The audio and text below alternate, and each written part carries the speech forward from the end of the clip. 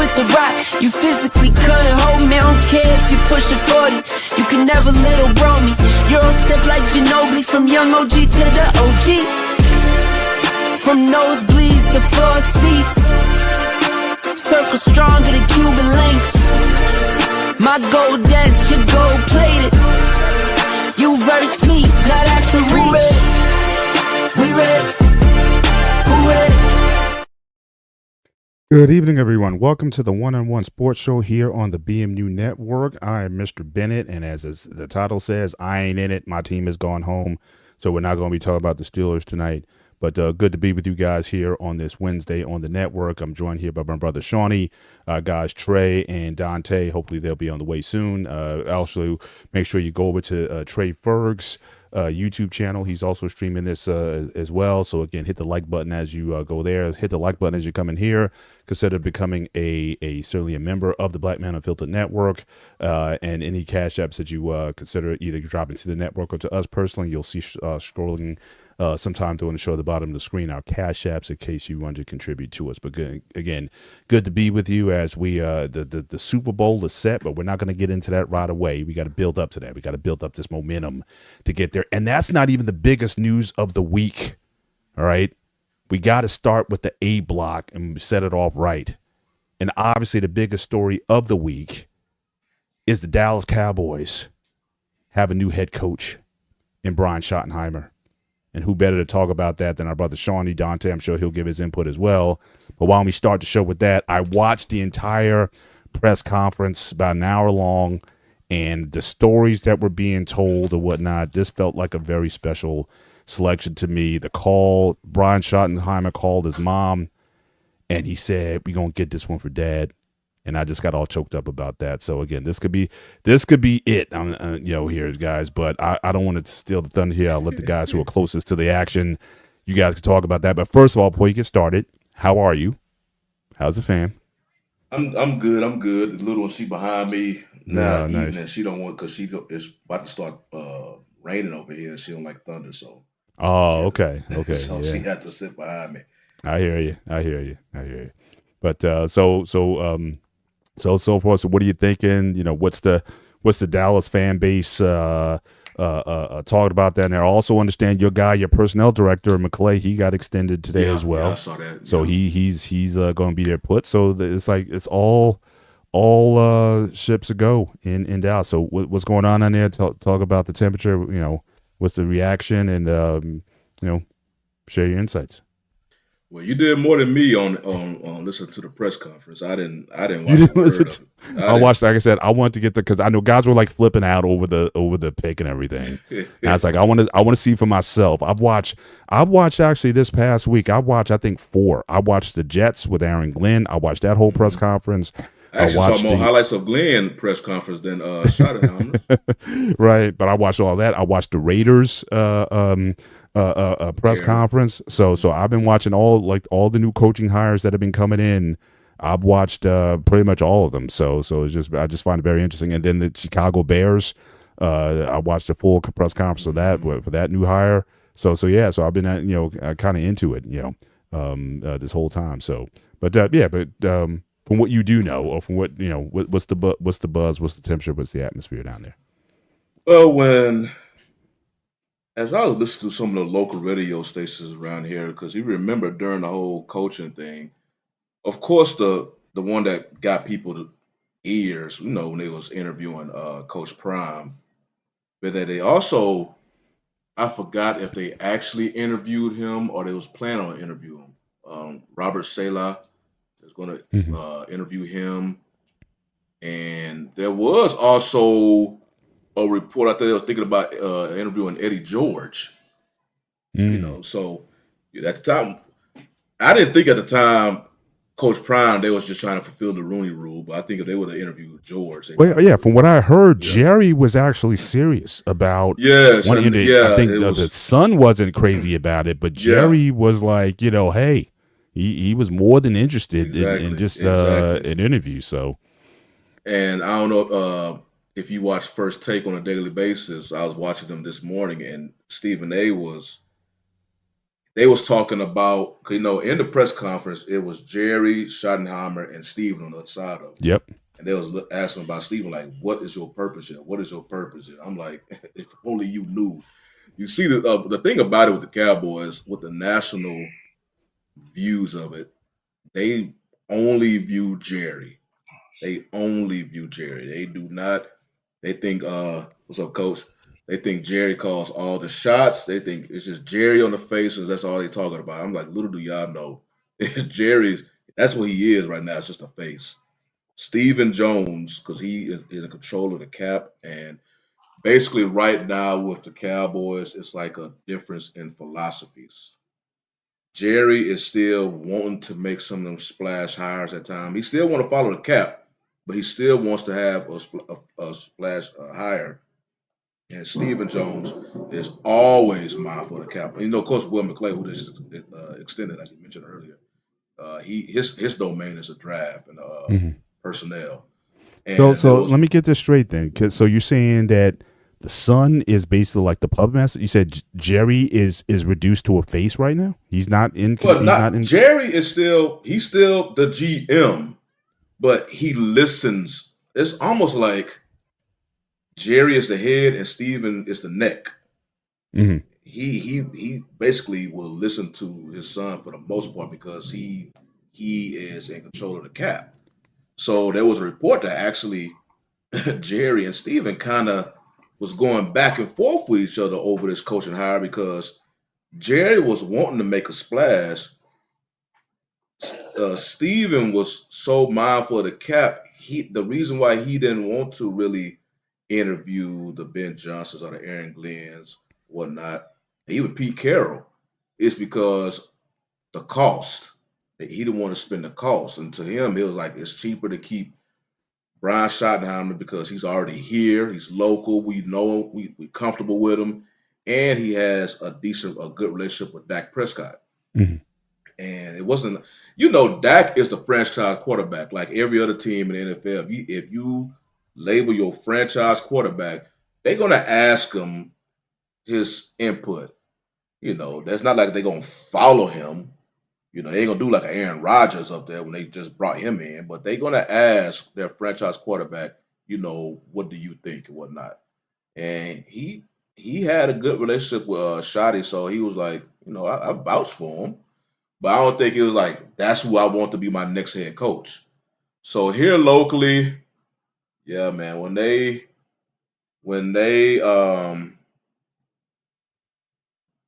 named Schottenheimer as the head coach, it was just like, okay, so why did you get rid of McCarthy? Because Schottenheimer, he was the offensive coordinator, but he wasn't calling the plays for the past 2 seasons. So, like, we really don't, even though Schottenheimer has been in the NFL for a while doing his coaching thing, here in Dallas, we really don't know what he do besides, besides organizing the offense and the team meetings and whatnot, because McCarthy was calling the plays. And then before him, it was Kellen Moore. So we were like, what does Schottenheimer do? Now, hang on. Now, I'm a little confused because at least from the press conference that I saw, the way Jerry and his son framed it was that McCarthy left. So I don't know what the story is, So break that down for me because that's how they were framing. He wanted to leave, and so they went in another direction. Yeah, they didn't push McCarthy out the door. They let his contract expire. And just like how they do with everything else, the Dak contract, whatnot, they wait so late to start negotiations or whatnot. They basically did the same thing with McCarthy. So basically, when the two, McCarthy filled his contract, they really didn't want to go away from him, but they wanted, basically the two sides was, they wanted a shorter term. I think McCarthy was looking at more of like a 4 or 5 year. I think they was looking at like 2 or something like that, maybe 3. But they was looking at a short end. McCarthy like, nah, I don't want to. Okay. So they mutually agreed just to part ways after that because they couldn't come. Well, they said they made him an offer that he could refuse. Then basically, yeah. But yeah, because the way they were going in the press conference, because they were asked several times, and they just kept saying, "Look, McCarthy wanted to leave, and then we went another direction." So it was like, he wanted to leave because he wouldn't mind staying if they would have gave him another like 4 or 5 year deal, basically what they gave him before, 5-year deal, Yeah. and he made it And to what the was the deal playoffs. with they wanted, I guess, the former tight end to be on his coaching staff or something like that. So that, Jason Witten.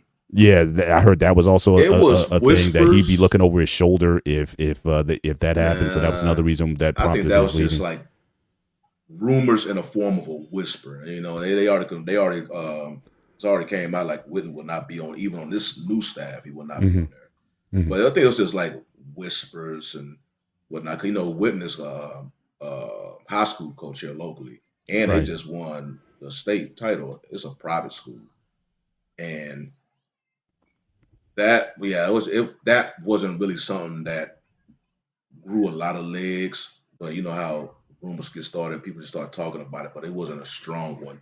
I think the Coach Prime rumor was stronger than the Witten.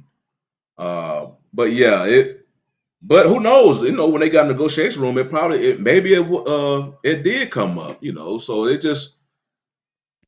they basically just didn't agree on the next path, and they both at the time they were saying they mutually, you know. But when the Joneses get in front, they That basically wasn't, like I trying said, to that I'm sell. telling you that Yeah, was. I know you said you didn't watch the. I'm telling you, well they they trying to sell they 'cause it was sold yeah, that yeah. story like you wouldn't believe in that press Well, because conference. locally people are pissed off. I almost feel kind of bad for Schottenheimer, but that dude's just like he just. What I could see on the picture, he almost looked like a deer in the headlights because when they announced him as head coach here locally, everybody was just so upset. You have people over here. I don't know how long it's gonna last, but people um, canceling their season tickets. Oh, really? And Wow. yeah, man, they all this. You hear them on the radio station.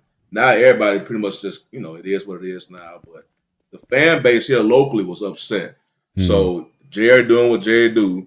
He's trying to sell it now. He's trying to sell it, He and now he's a great sale.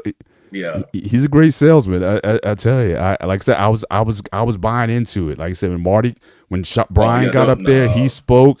I mean, I had to hold back the uh, tears, man. Like I said, when he that's called his Jerry being mama, Jerry.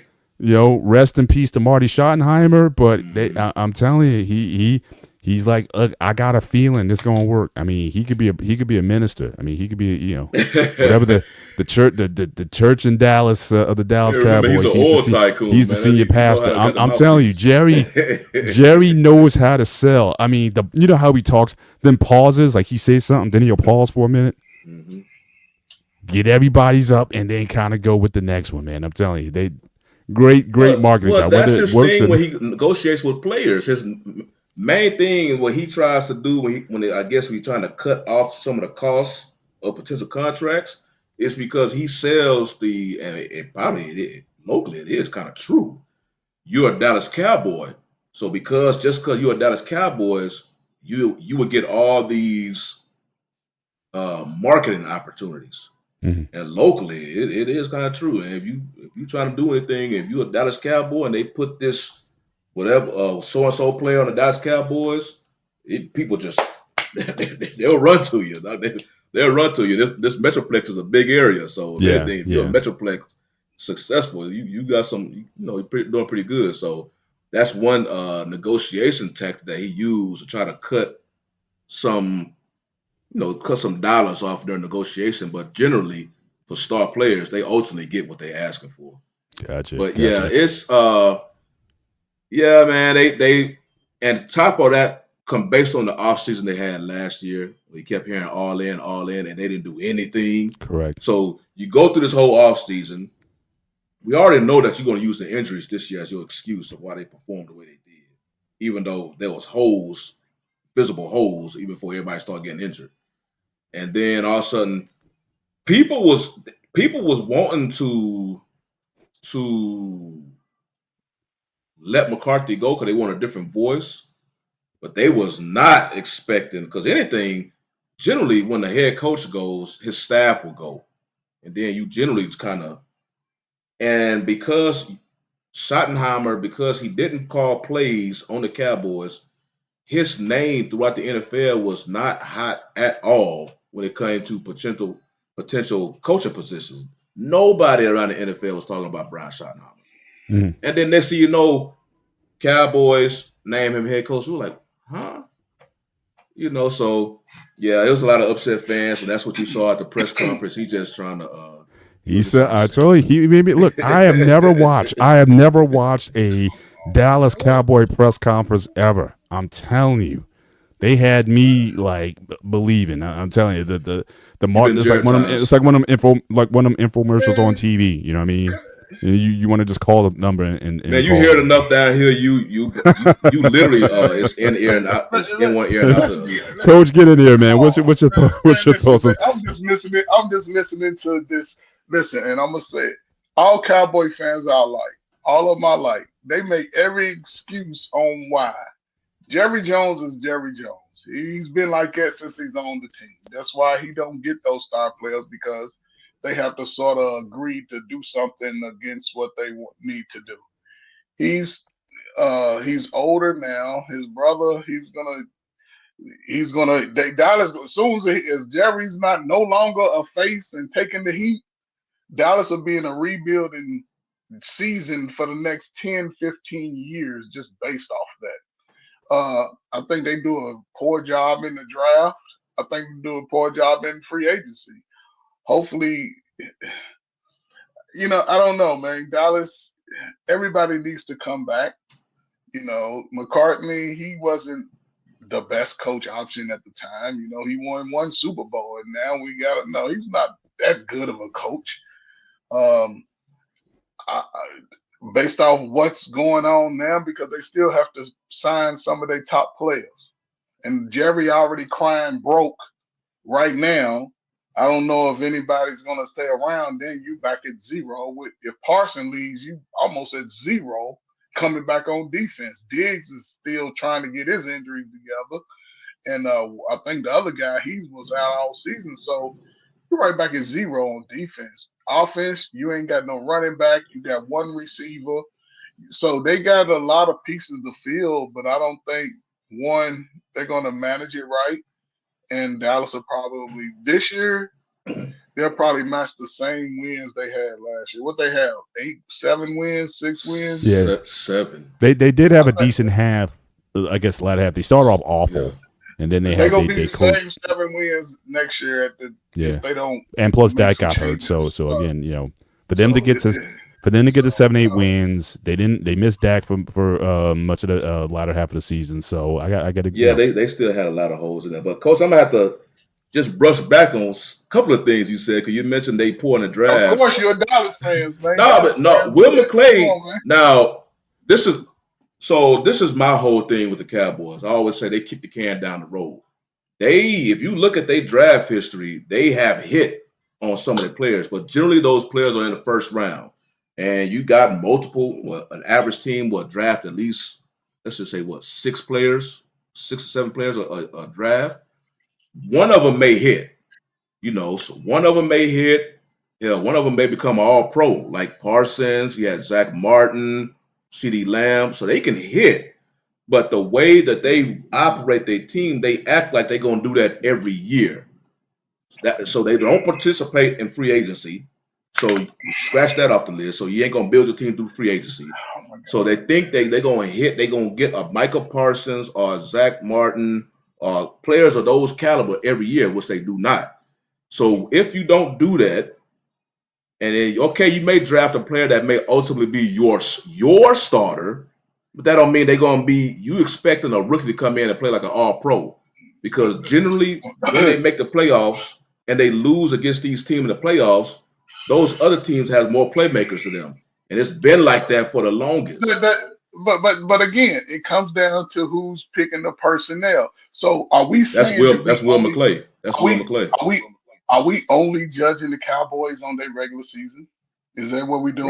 Right now, that's all. Yeah, that's all you can do. But what I'm saying, if we can only judge the Cowboys on their regular season, we can't complain about Lamar Jackson going to the playoffs and not winning. Listen, that's what I be saying. I be saying the same people. Dallas on their regular season. I mean, you can. But yet, in the playoffs, we've seen they either don't make it or they out in the That's why I don't get excited about stuff they do in the regular season. Because I wait to the postseason because that's why I say they just kick the can down the road. They're a good enough team to make the postseason, But every time, no matter who the opponent is in the playoff, that team generally have more playmakers, and it ultimately beats them. So I was at the mindset, but the way the year before last, when they got that embarrassing loss against Green Bay, I was under the mindset, since you do not want to participate in the free agency, and we have a lot of holes. And then over the offseason, you start seeing them lose more players than acquiring. I was saying trade Dak, trade Lamb, trade Parsons. Y'all don't participate in free agency. So you left your team with no choice. You only build through the draft. Your only success for the most part, besides Dak, is hitting these players in the first round. Those 3 players would have got you a hell of 5 picks in the first round. So I'm like, dude, this is what y'all do. Y'all don't, if you participate in the free agency to address some holes, then yeah, but all they do is draft a good player and waste their prime. Just like they did with Zach Martin. They about to do that with CeeDee Lamb, and they're about to do that with Dak Prescott, and they're about to do that with Micah Parsons. They did that with Dez Bryant too. But Shawnee, coming into this season, they must sign Parsons. If they don't sign Parsons, their defense is back to ground zero. They must sign him. And listen, they got all their money tied up in 2 players right now. So how they gonna give him $100 million? Exactly. That's why I was saying trade. That's why they complain about the cap all the time. So I asked this, Coach, what good is signing Parsons when all you're gonna complain about again is your lack of cap space? So you're not gonna be active in free agency. And okay, Parsons is still there, but you're still gonna be experiencing the same holes that we've been experiencing for like the past 10 years or so. So what good will that do? You're just going to wait for the next draft and the next draft and the next draft. You just wait. You're kicking the can down the road and getting the same results. So that's what I'm saying. Before you logged on, it's a battle of philosophies going down right now in Cowboy land. Because Stephen Jones is so caught up on the cap. Jerry at times is still willing to do splash signings. But Stephen Jones, they so focused on the cap. And that's why. So right now, basically, there's fans like me here locally that we just like, man, what it is, because y'all boys, y'all can't get right. Right now, you're a 3-headed monster in the front office. You're a 3-headed monster in the front office, and 2 of the heads are just they trying to build or trying to go in separate ways. They ultimately make the decision themselves, come together, but it's basically you looking at the franchise, they're a black hole. You just don't. I'll say it, the Houston Texans franchise got more promise right now than the Cowboys. Yeah, and at the time, the Cowboys had a better roster. But nobody wanted Dak. Nobody wanted McCarthy. Nobody wanted Jerry. I'm like, well, I don't know what y'all going to do. I heard that. All right, well, we can move on with the, I guess, the rest of the playoff weekend. So obviously you had the NFC and AFC championship games. Let's start in the NFC. Obviously, with the Cowboys, they're going to have to contend with the Eagles and the Commanders. I think the Commanders are going to be relevant for a very long time. I think they certainly got their starter for the next 10 years if he stays healthy. And, again, the Eagles back to the Super Bowl. And I thought this game was very much competitive. Even though they were down, I thought they were just a play away. I said, let them get into, within a score. They stayed with it for like 3.5 quarters. But again, the turnovers, they had a turnover on special teams. They had a turnover by their running back. And I think they had I think one of their players who caught a pass and he had a fumble as well. And he lost all 3 of them. Right. So again, any momentum that Jaden Daniels had, I thought they were very effective in moving the ball. I thought Jaden Daniels, overall, I know he had an interception late, but I thought he played very well and certainly showed a good account of himself, not afraid of the moment. But the Washington couldn't stop the Eagles on defense. And again, those turnovers just killed them. Quite frankly, I turned the game off when it got up to 40. When it's 40-23, I kind of turned it off. I went down, I cooked some dinner and whatnot. I came back. I was like, they put the 55 piece on them. So, so definitely, they broke their spirits there. But yeah, I mean, Eagles very dominant with the running game. Saquon did the Tecmo Bowl moves again. That first play from scrimmage on their first possession goes for 60 yards. He does a juke. he does a 360 and then just hits the afterburners and gets to the end zone. So again, he's a problem. He's been making these kind of plays all year. And so yeah, I mean, the Eagles look very formidable. My only concern with them is, again, they had a lot of problems on offensive line. I think it was their center. I think they kept swapping out the center back and forth, going back between two players. So again, whether or not those guys are going to be ready for the Super Bowl, fortunately, you got a couple weeks trying to heal up. But from what I saw, that was like their only weakness. And as far as A.J. Brown, he was like a man amongst boys. They could not stop him. All the jaw jacking and whatnot that was going on, but you could tell he was just bigger and he just out-physicaled every one of their defensive backs. And so when he had to make a big play, he was there. And I think the running game was dominant. So they're going to be a very formidable team. But Coach, we'll start with you. What was your take on the Eagles? Very impressive win. I thought it was going to be a lot more competitive. I thought they were there, but yeah, Eagles definitely flex. So what were your thoughts on the game? I mean, salute to home field advantage. Salute to home field advantage. Because in the NFL, you're going to get a couple of calls as an advantage in the crucial points. I think Washington played a good game, to be led by a young quarterback, a rookie. Hey, man, that's probably one of the best performances, man, in the last 50 years of football. No doubt. This guy was able to do what he did.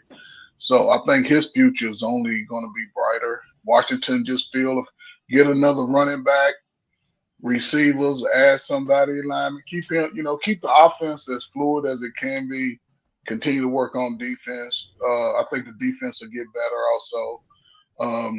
But yeah, man, that was a great game. Philadelphia, I think they approached this game a little different, and then they had the ultimate equalizer in a running game. I've been saying a running game is the most important time in the fall, and you've seen it. And Saquon, he's gonna be him. I think so. Yeah, and Jalen Hurts, he's not a fancy-looking quarterback. He ain't give you the fancy, you know what I'm saying? But he's gonna make the right play. He has a winning season, winning career. And I asked my question for myself and even y'all with that. If he wins the Super Bowl, does that solidify his Hall of Fame career? Then you want to put everybody in the Hall of Fame. You wanted to put the Washington QB in the Hall of Fame if he won a Super Bowl in his first season. So no, it does not. Like I said, you got other quarterbacks out there. Jim Plunkett. If Jim Plunkett is not in, if he's not in, but I'm saying Jim Plunkett has two. I don't know of anybody who has two Super Bowl victories and not in the Super Bowl. Joe Theismann won one and got to another one, and he's not in the Hall of Fame. So I mean, look, the way he's been doing it certainly has been very different than what I've seen in the last few years. I mean, in the game, 1 touchdown pass, 2 rushing touchdowns. He might be that type of guy at the end of his career. His stats may not justify a Hall of Fame career, which is a lot of times what they go off of, the stats. And I don't know if he'll have the most impressive, but just as a compiler, he does what he needs to do to win. All right, from the tush push to running the ball, conservative, not turning the ball over. He just gets it done. I just don't know if when it comes to Hall of Fame, they also look for Pro Bowl type players. Is he a Pro Bowl type of player? And Hall of Famers, they want multiple Pro Bowl, if not all pro. And I don't think he will ever be considered an all-pro quarterback in the NFL. If he gets into the Hall of Fame, he's going to have to not only win this one, I think he's going to have to get at least a couple, and be relevant for several years before he gets that chance. But even Eli's got like 60,000 yards passing. I mean, I don't think Jalen, if he throws for 2,500, 1,500 yards, he doesn't care. But I'm saying, is that good enough to get into the Hall of Fame? I don't know. But to answer your question directly, no. If he wins this Super Bowl, no, that does not solidify, in my view, his Hall of Fame entry into the Hall of Fame. But that's just me. But Shawnee, what do you think about that? Yeah, I don't think he's Hall of Fame. Definitely not now, but his career is still relatively young. If he wins the Super Bowl, if he wins it, because that's what, like I said, he right now he probably, I think he was like in an MVP running 2 or 3 seasons ago. It was his best season. This year he's only been in this is like his 4th season. He's only been in the league for 4. Yeah, I think his 2nd year was his best. Like he was actually in the MVP. That was the Super Bowl year, I believe. And this year he started off slow before they started turning it up, and they really just, you can see they changed philosophy. They started running the ball more with Saquon, and that's literally when things changed. But yeah, he still have a lot of career left, so it's yet to be seen about Hall of Fame. He gets his wins. He gets his wins, so it just depends on how deep a playoff run he can make, throughout his career. Yeah, and then he can have an argument for Hall of Fame after his career is said and done, and you look at the totality. But right now, even if he wins the Super Bowl this year, he just has one ring. Now I think who I think would solidify a Hall of Fame if the Eagles win. I think Barkley may solidify his. He's got a 2,000-yard season. If he wins the Super Bowl, and let's say if he gets MVP, I mean, in my view, he might be. I'm thinking about him. I know I almost want to throw the Giants seasons out, but I mean, just this year, he's like a combination of Barry Sanders and Adrian Peterson. He's got the power like Peterson, and he's got the moves like Barry. Like I said, if you look at that first run, he does it. There's 3 defensive backs in the area. He does a juke. Then he does a 360, and then he just accelerates, just like he's gone. I mean, we all know about the Matrix move he did early in the year, jumping over the guy. I mean, I've never seen a running back do that before. Like I said, I'm seeing Barry in one instance. I'm seeing Adrian Peterson in another. He might be the best I've seen, certainly in the last 10 to 15 years. I mean, that was his thing coming out of Penn State. That's how he was promoted coming out of Penn State, because he was doing that in Penn State. But then you saw some of it with the Giants. It's just that was just a bad team. You just couldn't see it in the big games, and I wish he was more in his prime. But that's when I miss about DeAndre Hopkins. Because I wish he had a QB in his prime, because he was doing the same thing. But with Saquon, I picked the Eagles to get past the Commanders, because Commanders, they finished toward the bottom, like the bottom 3 in rushing defense throughout the season. And I knew Saquon, if you have a bad rushing defense, he's going to eat you alive. And that's exactly because the holes that the Eagles line create, oh hell, it's huge. So it would have been a better game. That fumble, because it would have been a game changer, because I believe the Commanders held the Eagles, I think, to maybe just a field goal or whatnot. And right before the half, when they fumbled that kickoff, and they could have had that was huge. That was a gut punch, man. I'm like, and I think that gut punch put them on the knee on the mat, and they couldn't recover. And I thought the quarterback. I thought they failed the team. They failed the quarterback. I mean, I thought he deserved so much better than that. And So let me just understand this Jalen Hurts thing, right? So it's sort of what I was saying last week with what's the Washington quarterback, right? He's a rookie, right? Let's just say he would have won the Super Bowl. And Jalen Hurts, he hasn't won the Super Bowl. However, he has, a 75% win rate, right?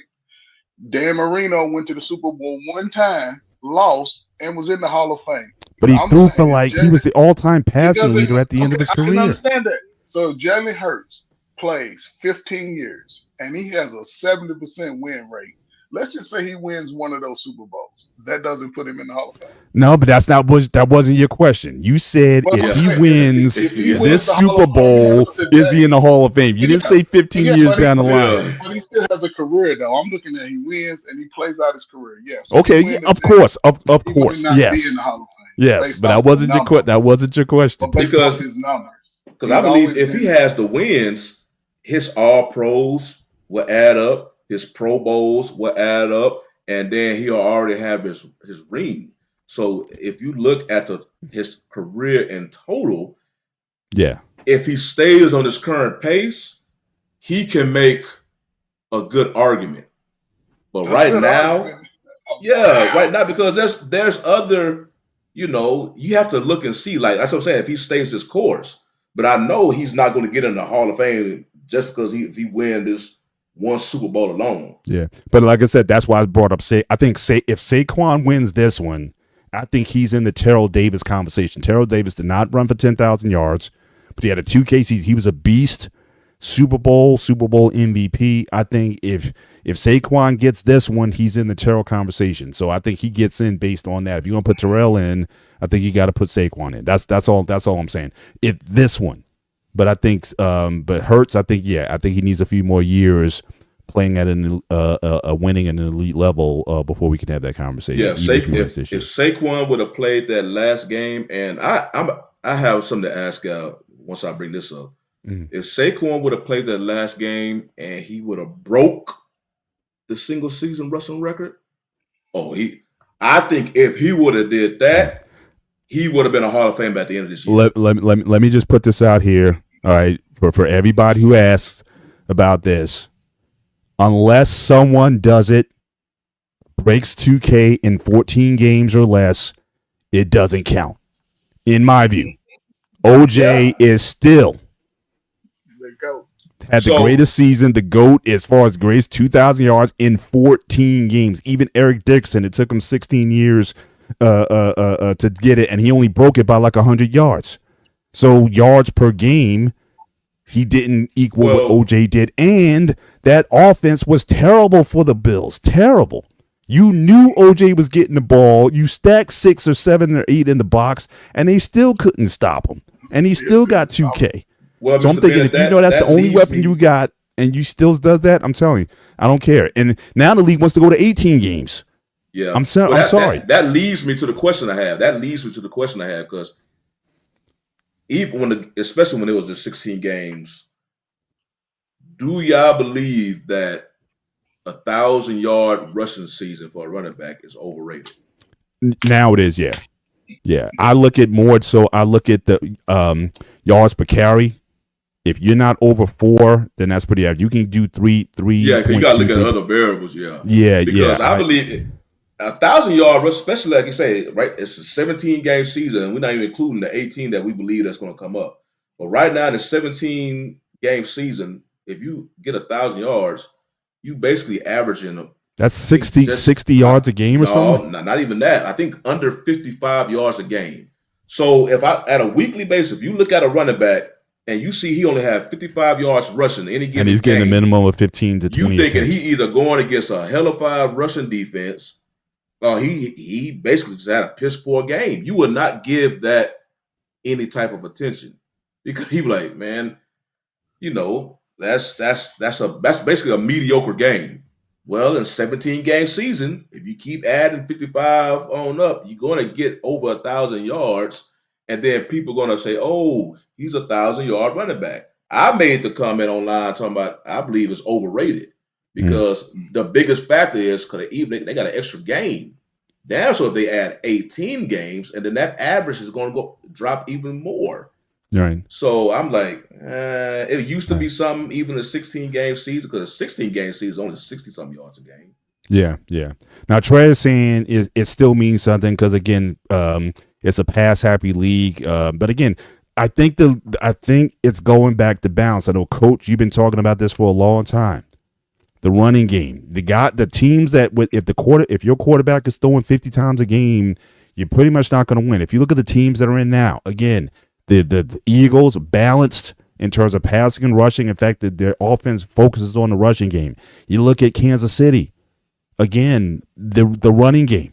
They get it from whoever, but it's not like Patrick Mahomes. He's not lighting up the league the last couple years the way he did the first his first few years in the league.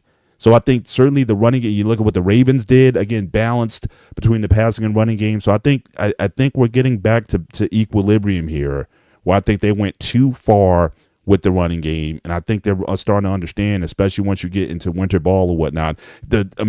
Just the Bills game, which I know we're going to talk about in a minute, they were down 21-10 at the half. They got back in the game by running the football. And so again, I think teams have to revisit that. But this, you passing 50 times a game, you're probably not gonna be too successful, at least not in the postseason anyway. So I think that could be changing. Listen, you non-running backs kill me with all that. You receivers want to see the ball in the air. I'm telling you, yes. I think for the NFL, you don't have to necessarily have that one feature back today. You can have that power back. You see it with Detroit almost. They have Montgomery, who's more of a north and south, but then you have Gibson, who's north, south, east, west. And you know what I'm saying? So I think by that method, you could have success because you have two running backs, maybe, like you said, getting at least 20 to 25 carries, within a team concept. But it does open up a lot of the passing game, just the play action itself. So I think you're going to see a resurgence of running backs in this draft, just based on what we saw in the college level. A guy getting 2,000 yards. I think you're going to see a resurgence. I ain't going to say it's going to be 25 mil, but it can at least get up to 15, 16 million per year because playing more games. And now you're talking about, it depends on when they start the seasons. Because if you extend it into the winter months, man, it's going to be too cold out there. So, but then it's just hard right now. I think they're doing too much by extending it. I would just keep it at 17, cut down the preseason games or whatever. But because I'd rather have a quality season than, players sitting out 2 games just for rest and like that. I think, but I don't know. It didn't help Detroit. That rest didn't help Detroit. They overthinking the game of it. Just let it be what it is right now for a couple years. You change the kickoff, which is cool, people. But all this trying to, you're going to need a running back. Every team that's going to win is going to have a solid running game, even if it's a running back by committee. So yeah, honestly, just real quick, since you mentioned it, Coach, what do you guys think? I think I like the new rule. At first, I was like, this doesn't make sense or whatever. It looked kind of clunky or whatever. I kind of like the kickoff now. I think it's safer for the players, and and it's becoming more exciting. So I don't think they've lost anything with that. But I got to give them credit. Yeah, that's cool. It's cool. Because you get the ball between the 20 and 30 yard line. So, right. And occasionally they break. Basically, still doing the same thing. They're just taking out them high collisions because they stand. Yeah, you're not getting 50 yards downfield to go run into somebody. You know what I mean? Once the ball in the air, they just got to they have to kick the ball and wait. Wait till he catch. Yeah, and then take that guy who fumbled for the 26 for the Washington. I mean, he wasn't even, because now they swiping all. He just literally ran into the back of somebody, and the ball came out. I mean, they had several. Those 3 fumbles they had in that game early was kind of like, I want to say weak, but they was not securing the ball. Yeah. They was not securing the ball. Yeah, but that was I was like that. Like I said, that was just a gut punch. Just like, Jaden, you deserve better than this, man. Your team let you down, bro. I felt so bad for him after the game. But again, I think Washington, they're certainly going to be relevant. I think for a while. But I think they need to get a little tougher on D. Like I said, I thought AJ bullied those guys, and so definitely, I think they need to certainly improve there. He's gonna be a problem for them if they can't solve him. But let's move over certainly to the AFC. So this is the talk again. Great game. Overall, just like a few years ago, it's the Buffalo Bills and Josh Allen 0 for 4 in the playoffs against Patrick Mahomes. But again, as great as this game was, people want to talk about it's the penalties. The refs are in the pockets of Kansas City, so that was the talk like the whole time. I'm thinking is look. Everyone wants to point to the fourth quarter. You have about 13 minutes left in the game. You're up one.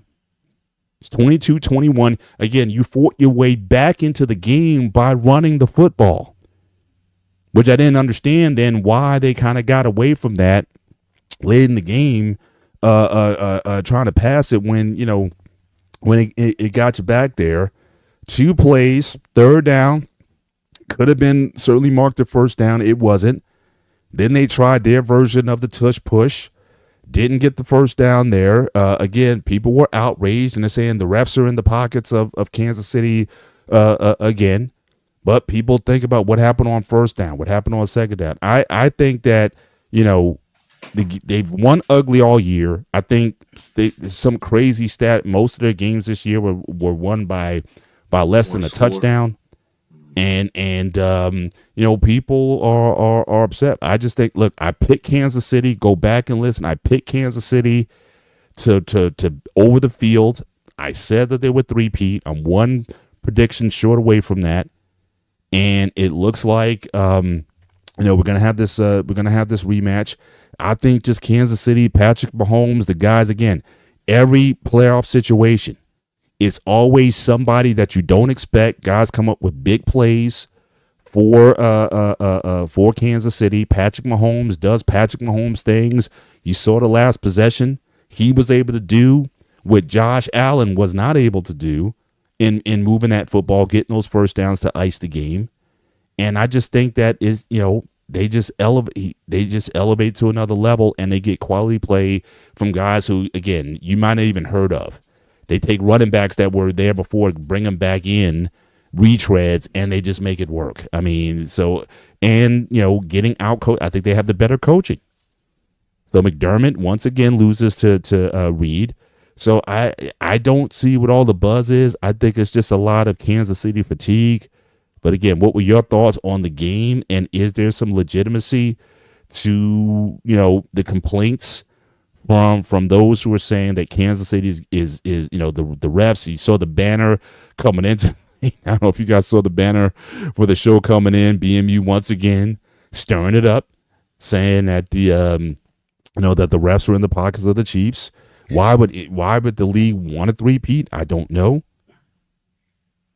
I think they would like to, especially Kansas City. There's no marketing in Kansas City. So you want the New York team, Baltimore. I mean, there's so many different stories that you would want to write. There's market in Kansas City right now. Well, but again, it's middle of America. I mean, if they had their choice, they want the Rams and the Jets or the Giants, and from a market perspective. I'm just saying that I'm just not buying the hype. But again, if you want to go to that, good teams seem to get the calls. Go back to Jordan. We all know about the Jordan rules. Right, he seemed to get every call. The Boston Celtics coach, I know you remember this one. Any team in the playoffs that played in Boston Garden in the playoffs, you definitely were getting that call. Shout out to Robert Parrish, who knocked out Bill Laimbeer in the finals. It wasn't tossed from the game. My man came down with 3 or 4 karate chops on a guy. No ejections in the game. Yes, I mean, forearms in the face and no ejections from the game. So again, it's when you're on that level, and we all know about Tom Brady. We all know about the Tuck game, and all the times he frustrated the league, saying like they got all the calls and they were cheating, and they still got the calls. No, come on, Deflate all. I'm saying still, yeah, they filthy. Nah, Patriots are filthy. Yeah, they're straight up filthy. But still, I just credit to that when you're that great. When we're about to see arguably the greatest quarterback, and I'll say right now, if Patrick Mahomes wins another Super Bowl and if he gets MVP, I think he's the GOAT. I'm stopping right there. Brady 7. I get to 7. 3-peat. He's the GOAT, and he's only 29. So, thoughts on the game, the refs, wherever you want to take it. Shawnee, go ahead and what do you got to say on this? What the refs? I mean, like it is what it is. Like I mentioned last week, when they was playing against the Texans, and how that they had some highly favorable calls. Especially if you was watching the game, and it was just the timing of it couldn't be worse if you was a Texans fan. It is what it is when it comes to the games, but I do believe the teams that the Chiefs play in the playoffs, they are extremely mindful about they have to minimize any type of mistakes, whether it's like when it comes to execution or if you given, leaving room for the refs to determine a call because they know they're not going to get it. Now, I think that can kind of play in the psyche at times with the players. Forget the fans. I'm just talking about how the players going when they know they're about to play this team. They know it's inevitable that they about to, there's going to be a call. You just hope it's not going to be a game shifting call. Yeah. You just hope you can overcome it.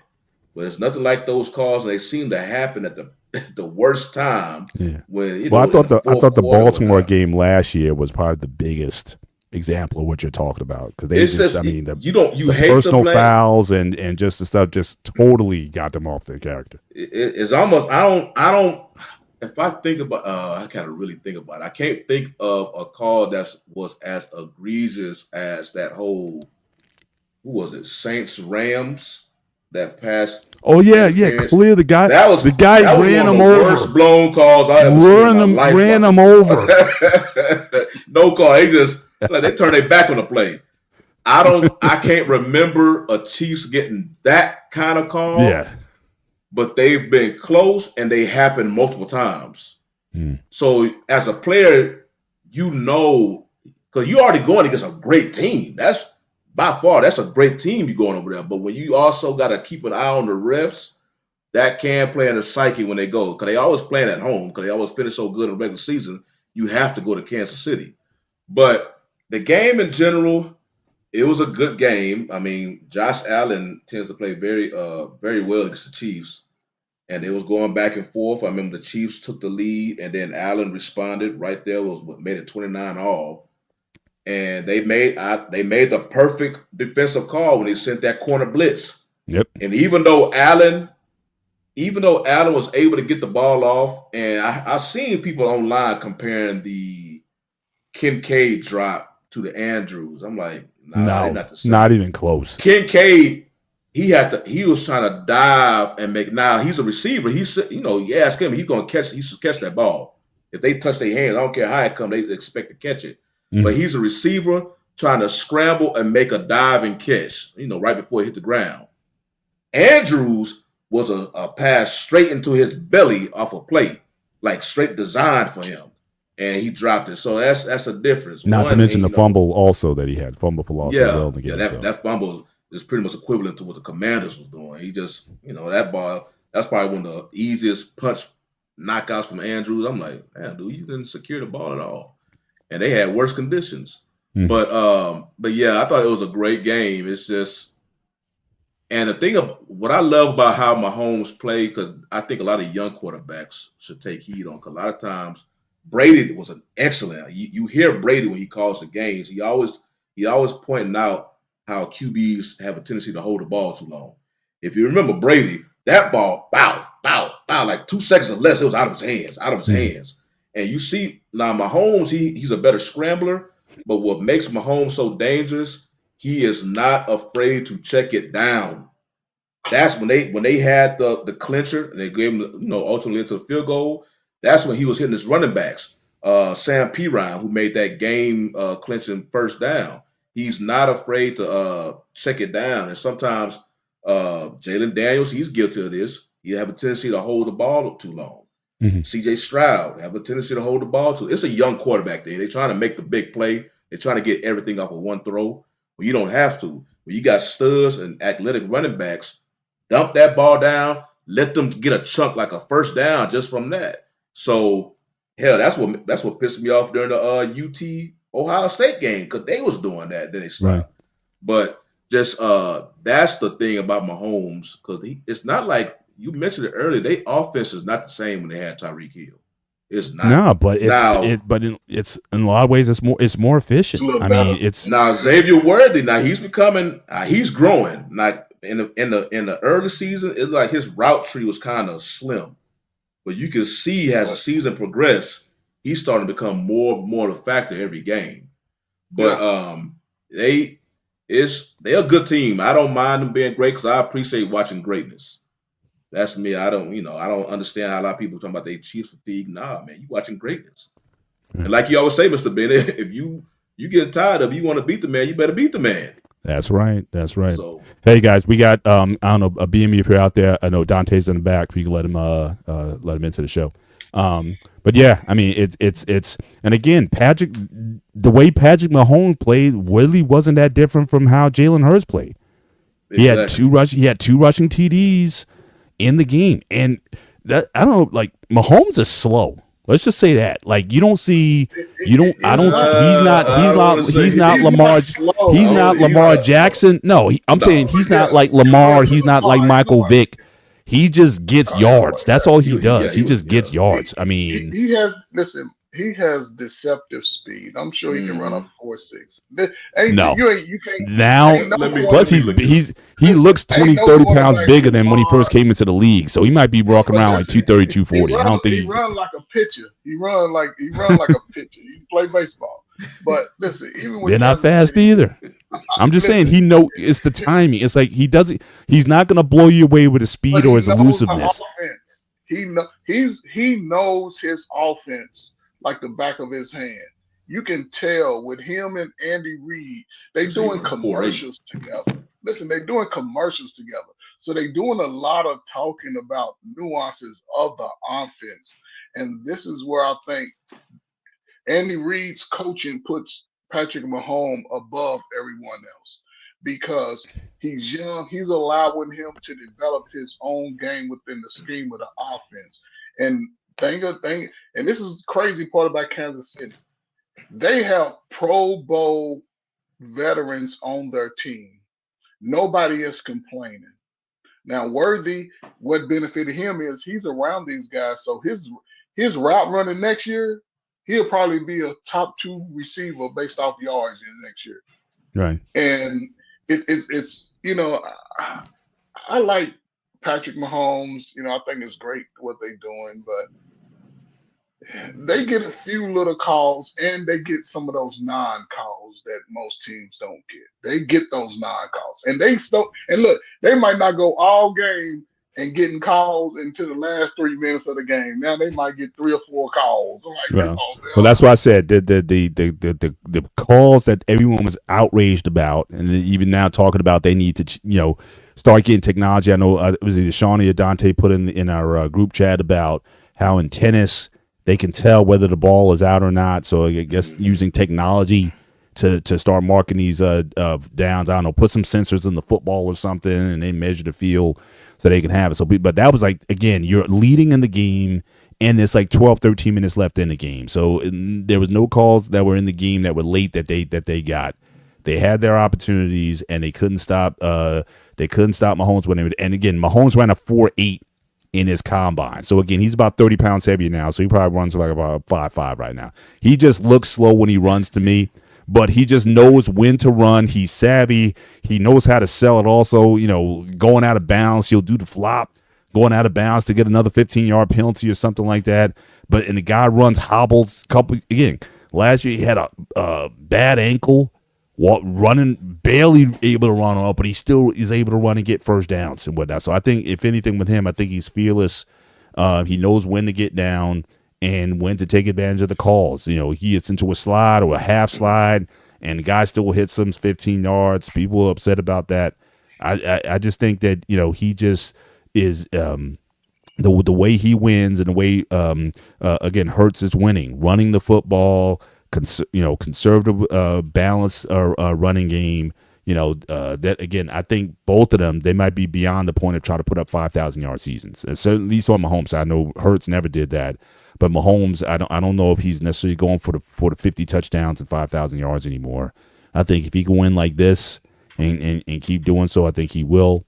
And but I'm definitely looking forward to this game. It's always good to see these two brothers at quarterback.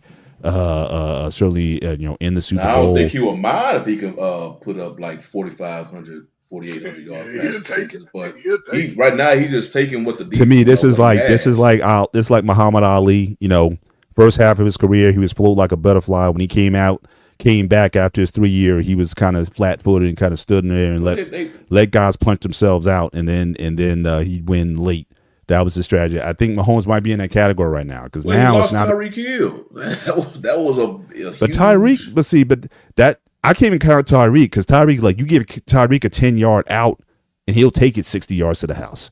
So I mean, Well, that's yeah, not even. He's not even throwing the ball downfield like that to anybody. It's just But players like Tyreek, those star receivers, are not conducive to the scheme of what Andy Reid does. And if you notice, Patrick Mahomes hits what, 8 targets a game, 8 different people a game. That's the style that Andy Reid is about. It's about the team first. It's not about the one player. It's about the team. Because even with running backs, who was they starting running back? Pacheco was hurt, but yeah, it's running Pacheco back and then Hunt. mainly.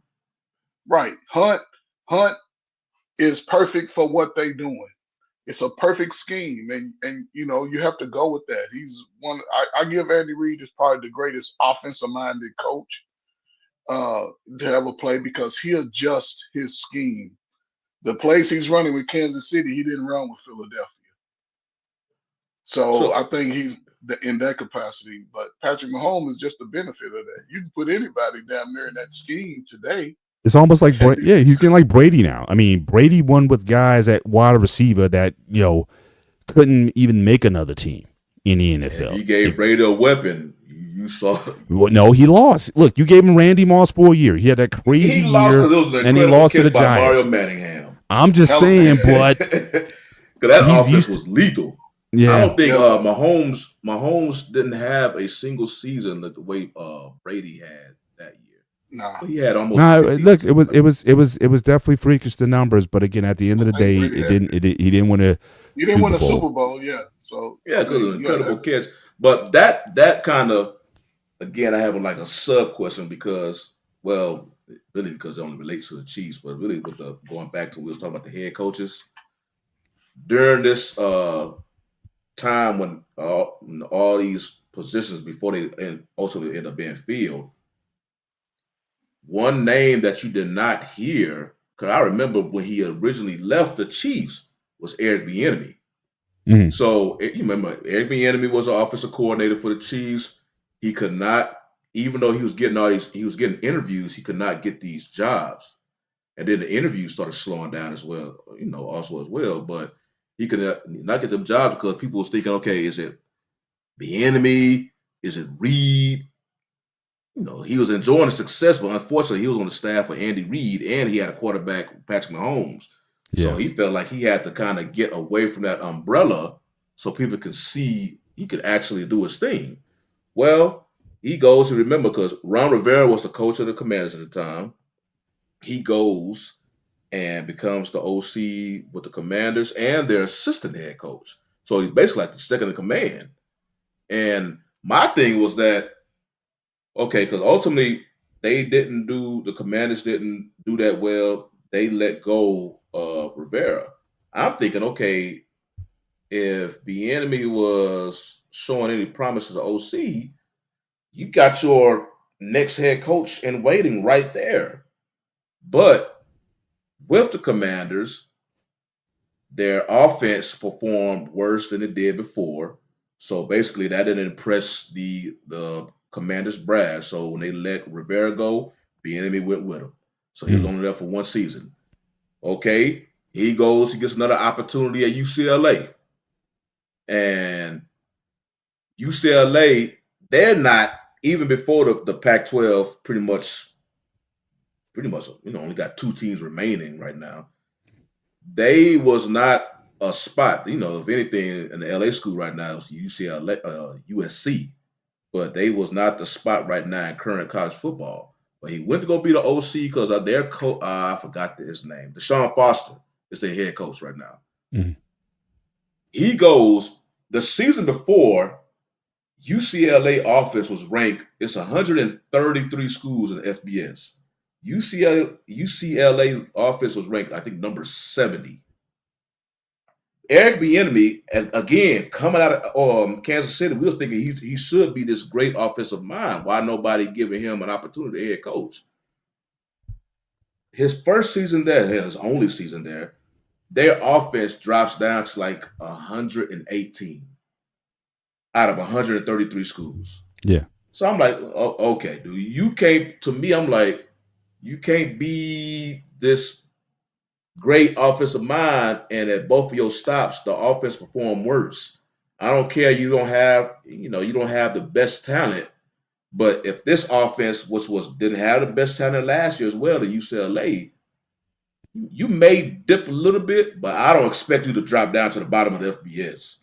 So now you don't see his name being mentioned in head coaches circles anymore, and I'm wondering, I'm like, it's kind of curious.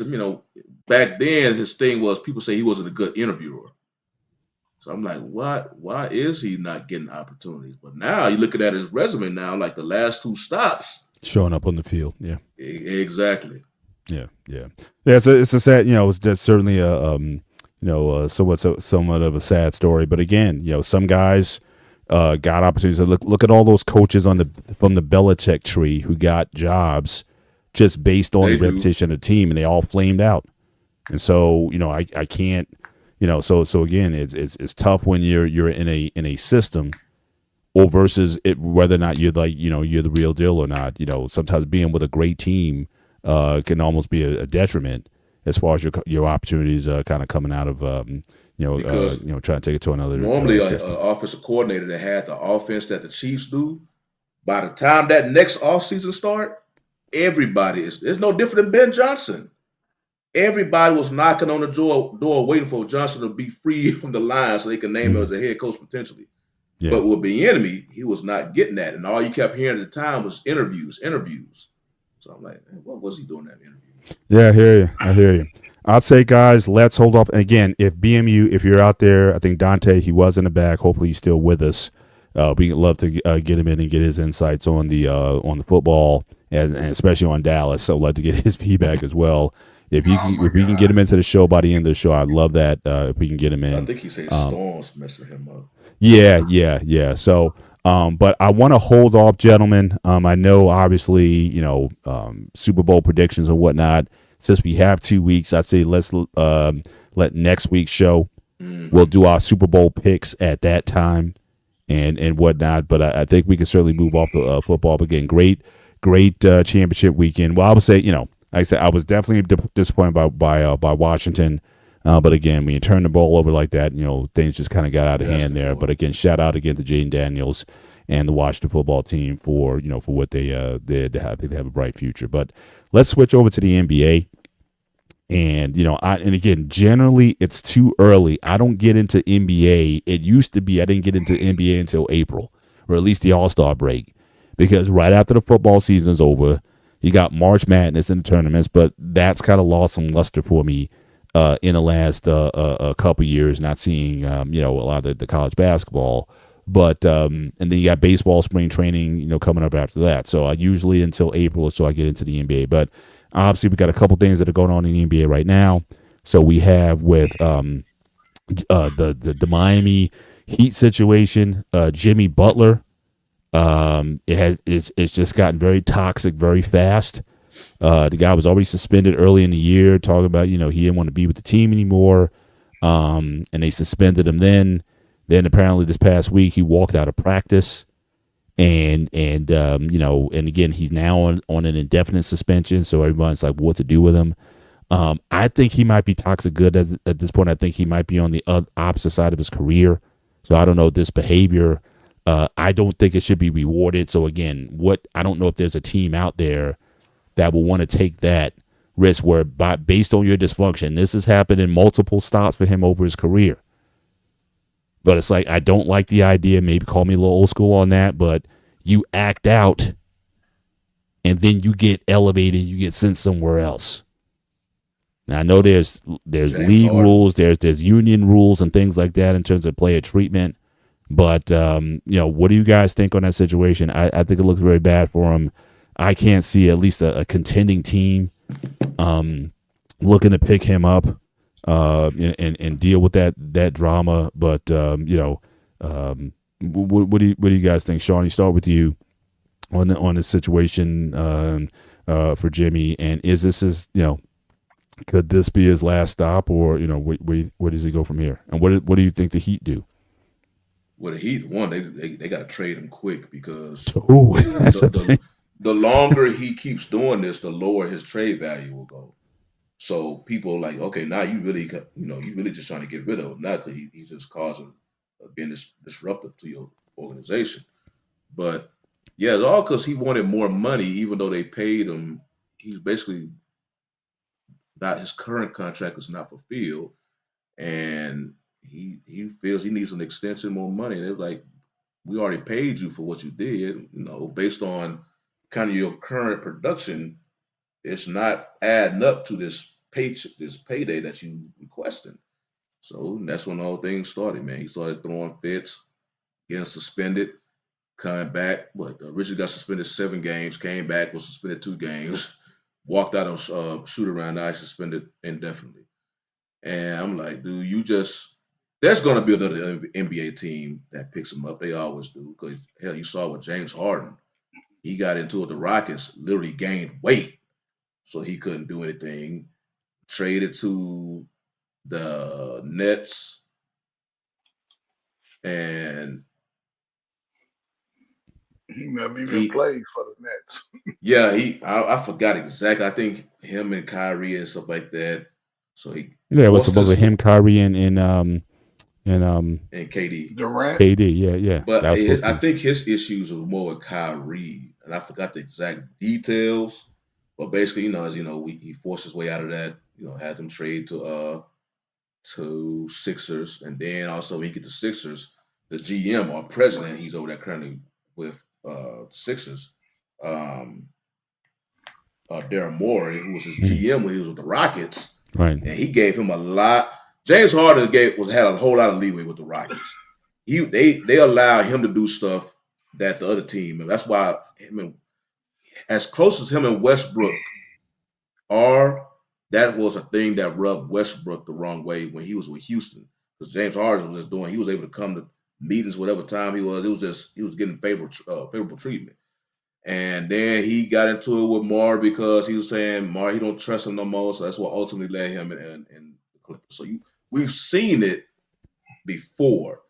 And my whole thing now with the NBA, Coach, before I hand it off to you, is I know it happens in the NFL because, you saw it happen, Antonio Brown and some other players, where they, even though in the midst of their contract, they throw these fits and kind of force the team to hand on the team, whatnot. But you see it a whole lot more frequently now in the NBA. And my theory about that is the NBA, more than football, more than current baseball right now, their whole thing is this whole player empowerment. That's their biggest thing right now. We're in a player empowerment era. And with that, yes, players, you are getting paid. You are getting more money. But you are starting to see a lot of stuff happen because of player empowerment, as far as like the product is kind of downgrading. We just talk about Harden and Butler right now, and all these players who are literally just acting a fool to get out their current situation with their team, in the midst of their contract, but they cause enough disruption that they get traded. And a lot of times to a better situation. Yeah. Sometimes it still remains, what's going to happen with Butler, because his stock is kind of in flux right now. But you got that. You got players now. They don't take the regular season serious at all. They sit out all the time. So they battle in that. So they're trying to come up with all these weird ways to try to get players to actually participate in a regular season, take it seriously. You got the All-Star game, which basically became a joke. And all of this, like I say, you see it in other sports, but they just don't happen as frequent as you currently see them in the NBA. So I don't know. And this whole player empowerment era, I think Jimmy Butler is just he's basically a sign of the times. It's going to happen to Butler. It's going to happen to another player because now the players have so much power. They know I can act a damn fool. You gonna trade me? Period. So I don't know. I don't really know how to feel. 'Cause I don't want to say the players they should get paid. I think they deserve their money. But you see right now, if you give players this type of power, they would kind of water down your product. And you kind of seeing it right now in the NBA. Yeah. Coach, what is your? I mean, you being a coach and dealing with these kind of players. So from your perspective, how do you see this? 'Cause I'm usually a pro player, but listen, y'all act like this is new. We've been seeing this we've been seeing this for 30-some years in the NBA. Allen Iverson did it. Y'all talking about practice. What are you talking about? We ain't talking about no damn practice. That was 30 years ago. The same. Only thing with Jimmy Butler is he's more valuable to the team, the Miami team, because when he's there, we see the elevation that the team has. The problem is, one thing, he signed this contract, and you're asking for more. He's getting $54 million, $52 million next year. That's his player option. He can accept, you know what I'm saying? That's his player option. So, and he wanted an extra year outside of that. But he is on what he's been in the league, 12, 13, 14 years. So he's on definitely on the downside. He's on the latter half of it. I think he took offense to the fact that because when he was in Minnesota, I don't know why he went to Philadelphia for that 1 year, but then when he went to Minnesota, they wanted to focus on Cat and make him the face of the franchise. And Jimmy Butler was like, but these dudes ain't even good like that. So I can see that. And then going to Miami, think about it. Tyler Hero, Bam Adebayo, Pat Riley all went to UK. Pat Riley said he gonna make them the franchise players.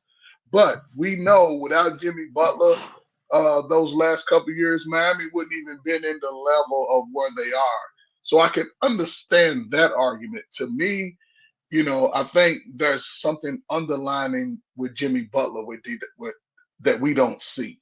I think it's more mental and emotional. Because if you look at some of his behavior, you can almost say it's Dennis Rodman-like. He comes with these weird hairstyles now. He got pink in his cornrows. It got to be a little something. But I think right now he just needs to be quiet. He found out he wasn't going to start, so he just left. That's So I think he right now, especially after the All-Star break, I think they have to trade him. You can't have that type because that'll spill. Because other players are looking at this like, if ain't nobody gonna negotiate in Miami, why go to Miami? And I don't think they have the firepower as a team outside of Pat Riley to make those demands. But Jimmy Butler's best bet, my last thing, is just if he does get back on the court after the All-Star break, I would just be quiet, go in practice every day, dogging out those other players, and be quiet and just play the season out. And then request a trade in the off season. They have no choice but to trade him then. So yeah, I hear you. And also was also going around the NBA, De'Aaron Fox from the Kings. They're looking he's looking for a trade out of that situation. Again, it hasn't gotten toxic like with Miami. But that's another guy on the move and possible teams that might be interested. They're talking about the Spurs. That could be scary. I know the Spurs, they're not playing that well right now, but you team him with Wemby, that could certainly change the fortune of that team. But any thoughts on De'Aaron, and if he is traded, if Sacramento does trade him, what do you think would be a possible landing spot for him to go? Well, I already heard. I believe the Lakers is not one of his preferred choices. He's from the Houston area, and you hear the Rockets being mentioned. Me personally, I would like the Rockets to keep their current team and let them play out. 'Cause they're doing so well with their young core. Let them play out, get into the postseason, and see how they do. And whatever holes, address it during the offseason. Because if you try to trade for Fox, you're gonna give up a hell of a lot of young talent for him because he's gonna demand, he's gonna demand a high dollar. Yeah. He is definitely. It depends on where he go. Hell, he may find some way find himself up in Miami. He'll definitely be. If they can trade Butler, or do some sort of It's gonna three-way be like a deal or whatever. multi-team trade, I believe. Yeah, I can certainly see that happening as well. So yeah, definitely. We'll keep track in terms of the movement. I think the deadline is February 6th, so we can certainly see a lot of movement. In the NBA at that time. But like I said, for me, generally, NBA until April or whatever, I don't sort of dial in. The way I'm dialing it. It's these days, it's like everybody waits for the playoffs anyway. So the Celtics, I know they're 5-5 over the last 10 games, and everyone's like, well, what's happening with the Celtics? I can't pay attention, right? They'll be in the playoffs. They'll be a 1 or 2 seed or whatever. I think, obviously you got Cleveland. They're playing well, but I haven't really done a deep dive into Cleveland as of yet, so I don't know how legit that is or not. They're 5.5 games up in the East. So we'll see how they do, but I think I'm more worried about the Knicks and the Heat. I mean, than the Cleveland Cavalier team. So we'll table it there. But I think we're coming up on final thoughts. We've got about 5 minutes left in the show. I'll start this off this time. Haven't talked about boxing in some time, but I must put this out there this weekend, Saturday, February 1st, on Amazon Prime pay-per-view. You have what boxing fans always talk about that they want. You want young, exciting fighters in the prime of their career. So you have David the Monster Benavidez, right, the Mexican Monster, fighting David Morrell, right, at 175 at the light heavyweight belt. These are guys in their primes, 26, 27 years old, both of them, right? Everyone talks about these sideshows they want to put on. If you don't want to see the Paul brothers fighting anymore, which I don't want to see any mixed martial arts boxer versus MMA guy. I don't want to see any of this stuff. If you're a true boxing fan and you're tired of the product that's been peddled on you the last few years and getting on Netflix and can't watch the fight and seeing a 60-year-old Mike Tyson in there with Paul. If you don't want to see that, support the good fights. And this is going to be a good one. I know they're talking about Canelo and Crawford maybe down the year. I'm less enthused about that because, again, Canelo, all he wants to do is fight guys who are smaller than him. He didn't want to fight David Benavidez at 168 when he had the opportunity to, so David decided to move up. So Canelo's just going for the bag right now, but that doesn't necessarily mean an exciting fight. So I'm not saying Crawford can't win it. But again, you moving up like 20 plus pounds to fight this guy. I'm just not in favor of that. I think Canelo, I think he's definitely not giving what the fans want in that case.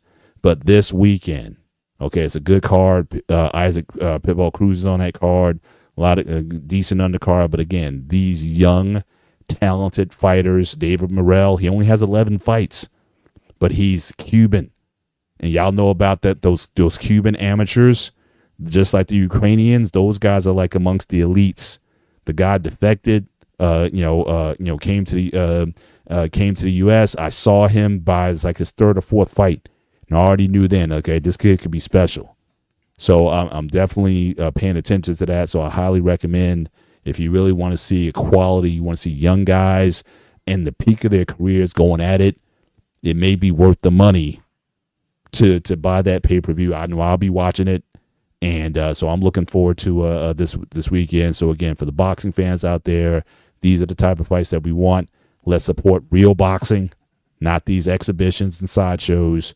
And let's see the real guys doing the thing at the elite level. So that's my takeaway. Shawnee, what is your? Well, Mr. Ben, Black Man asked, are you watching the Clarissa fight? Clarissa Shields? I'll watch female boxing. I'll certainly watch that if it's a legit fight. Now I need to follow up on what she's watching. But now I'll watch the females. I'll watch Clarissa Shields. She's I think she's entertaining. She was very good in her last fight. But again, I'm not trying to see her fight some dude, some 150-pound guy off the street or anything like that. There's got to be real fighting, real boxers, in the ring doing a thing. I know she does some mixed martial arts stuff herself or whatever, but I'm not paying attention to that. I'm a boxing fan. I'm not an MMA fan. But Clarissa, she just had a fight, so I don't know what fight you're referring to, but she just fought I think it was last month or a month and a half, a couple months ago. She had just fought. So, but I'll look that up though. But sure, if she's fighting, I'll check it out. But that's mine. Shawnee, you want to give your closing? Well, my final thoughts is going to be for my Houston Rockets. Give them a shout out because they're playing very good ball. Next, move on, please. Go ahead, man. I'm sorry. He got his mind somewhere else. I know exactly. But yeah, my Rockets, they playing good ball. They've been beating some high quality teams lately. They beat currently on a 4-game winning streak. Could have been longer, but they had some close losses. One versus the Kings, and then just an uglier loss against the Pistons. But they had 2 wins, back-to-back wins at a home away type series versus the Cavs. They beat Boston at Boston. So yeah, shout out to my Rockets, man. They having a good season. And the thing about the Rockets, you hear so much thing about today's NBA, how they chunk up so much 3-pointers. Rockets don't do that. They are a 2-point shooting team, but they're so good defensively, and they're so young. They have athleticism everywhere on the court. So once they go on a fast break, you might as well just stay where you at because you ain't gonna stop them. So, shout out to them. It's a good young team. That's why I said I want to see how far this team can go in the playoffs, and whatever holes they may have that may be revealed, address them during the offseason. Don't trade nobody right now because they have so much good young talent. If you try to go trade, like I was saying about De'Aaron Fox, he's going to require a high dollar. And who knows what type of talent you're going to have to get away from, that can kind of, if Fox become available in the offseason as a free agent, go for him then. Gotcha. Let's get Dante. First of all, good to see you, brother. Hope everything's all right. I know. Got past them storms, huh? Yeah, they still going on, and it's rough. I didn't think my connection, man. I didn't think I was going to even be connected. Just good to see you. Just good to see you. Listen, we've covered a lot of ground tonight. The great news, the fantastic news coming out of Dallas. I know you're excited. It's all over your face. So we talked about Dallas. We talked about the NFC championship game, the AFC championship. So again, your closing thought. This is going to be a test of skill right here. See if you can, in 2 minutes, put all that together. Just drop whatever you want in 2 minutes, however you want to go with that. But all those great stories going on. But that Dallas story, it touched me right here, man. Schottenheimer called his mom, and I was touched, man. Jerry knows how to sell it to me, so I'm sold. Hey, I'm not going to confirm or deny, but I'll say this real quickly to finish up. We kind of knew, for those that know, the national media, this is the perfect time to know, hey, if you want to cover a story, cover your team locally. Nationally picks up on it later, unless, your owner wants to leak it to the national guys. But I'll say this, happy for Schottenheimer. He's 51, so he's kind of in the middle. Average coach age, normally get around 44, 45, around there. So he's a little bit older. He's been around the block a lot of times. It's just, but how you got here was terrible. How you got to this process, we don't know if he's a success. He could be, like Dan Campbell. More than likely, he won't be. Give him a chance for success. I remember watching his dad. Happy for him getting it. I'm not happy for the out of touch and owner and co-general manager Stephen Jones. And I'll say this: we're not approaching. We're in Al Davis territory with Jerry Jones. He's more cognitively there, but he's aloof of what's going on. You thinking that you're the smartest person in the room when you literally had your division, 2 teams, half of your division playing for the conference title, and then the other one with a top 3 pick. So they have a chance. What I still say is a decent coach. They just need a quarterback. They need to get Shador or Cam Ward and figure it out. And so that's where it's at. I'm past the point of being like angry, and people are like, "Hey, don't watch the Cowboys, don't buy the gear." And someone said, "Have you ever went to a game on like week 18 this year? Latin America is going to be at the game. People are still going to be at the game, and even if you don't go, Jerry's got the TV money. So support the team, pull away like if you need to. I understand. I know I pulled away some this season. Hopefully, they make some good draft moves and sign a free agent or two. And Awesome. De'Aaron Fox, he would be awesome in the Spurs. Hate that he doesn't want to come to LA, face that pressure, but that would speed up their timeline, like I put in the chat. That would definitely do that. Real quick, let me just get your thoughts again. Kansas City, did they get the they got the calls, or again just good game? What do you think about that? Because that's what Black Man kind of put as the thumbnail for the show tonight. Yeah, so I saw. As I put it in my thumbnail there, right there, we are watching greatness. We got a chance to see a three-peat. The first. That's what that means. Okay. Yeah, the first Super Bowl one, and then the first one since the Packers at 65 through 67. So we got to appreciate this. I will say, yeah, they got a few. My thing is they got a few breaks, like the interception thing where it was like the catch. It looked like a catch to me. It was a 50-50 call. They normally get the 50-50 calls, but they had to score 30 all year, and then they scored 30. They did what they need to do when it's done. Like we said in the chat, you want to beat a man, you got to beat the man. So salute to them.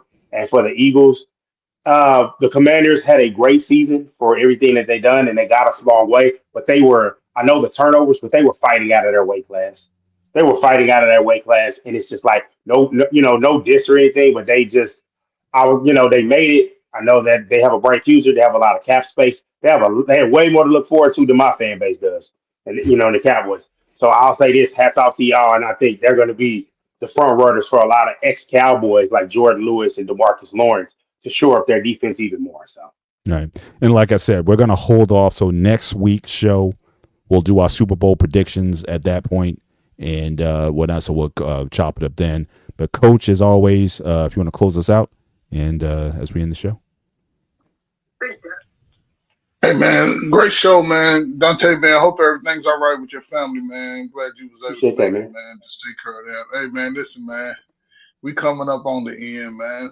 Super Bowl champions will be named soon. So make sure you do your homework, study all your odds and betting if you're going to put money on it. If you're like me, you just want to see a good game. Hey, man, just prepare yourself for it.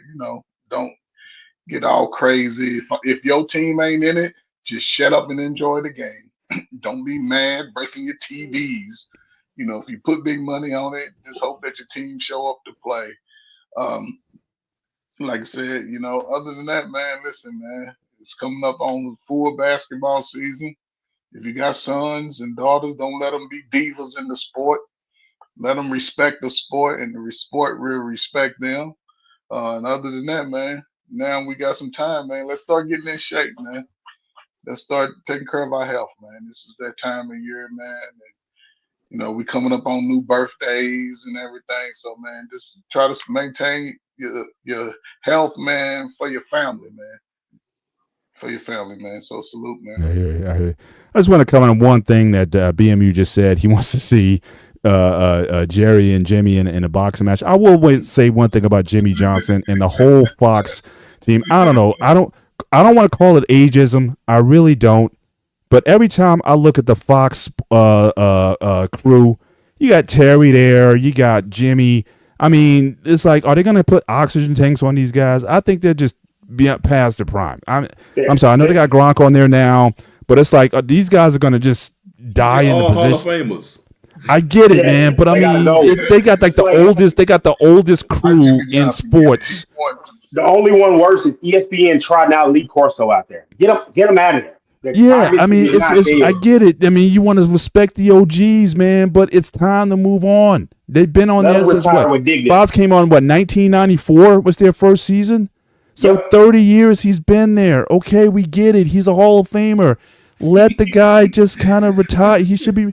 But I'm just seeing these guys, and they're like, I'm like, this is geriatric TV. Terry can't make a call. He slipped up every call, and it's like my wife was like, "Why do you mute it?" She was like, "Are you muted because we're losing?" And I was like, "No, I muted generally." Who you talking about, Dante? Who you talking about? Terry Bradshaw.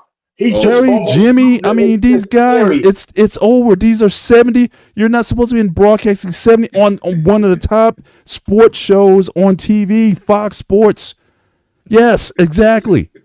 I'm like, can you get some youth? I mean, Gronk, yes, but I mean, even I'll even keep Howie on the show, fine. But I mean, come on, you guys got to get a little younger here. That's just me, but I don't know that call him sentimental, I guess. And again, I'm a Steelers fan, so again, Terry Bradshaw, look, 4 Super Bowls with me, so he go with me. But again, it becomes time. And so, but that's it for us. But again, thank you guys for joining us tonight on the One-on-One Sports Show. Looking forward to again, it's going to be kind of a lull in the sports week. That's what I'm saying. Check out that boxing match of the two Davids, Benavidez versus Morrell. Definitely check Blue Chew. Check him out. But again,